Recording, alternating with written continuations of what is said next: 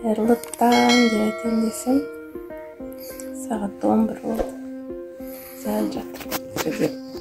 Светильнигі әлі өшпеген.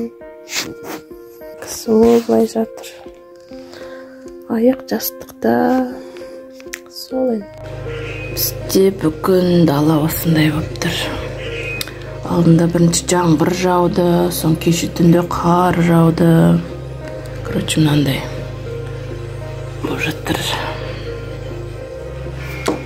Қуаныш компьютерінде мультигін көріп отыр.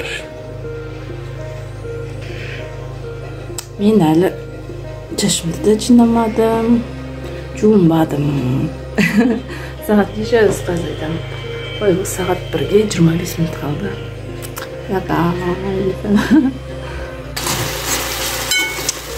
Түскіге өзіме картошка қуырып жейін деп жатырмын.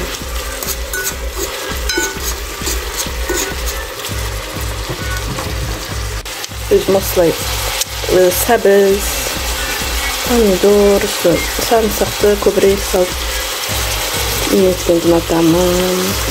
Так, міне тадам! Картошкам пісті. Қазір жейміз. Жақсы жуынып, жайынып, түрімді бәрін түзеп алдым. Нормальныймын, әдемімен десе. Жаңа ужин ішіп алдық. Енді қазір мына кефирмен сарымсақ қосып, бауырсақ с луком деймі, сондай жасап көрейін деп жатырмын бірінші рет. Осындай болып шықты бауырсақтар. Жаңа ішіп алдық.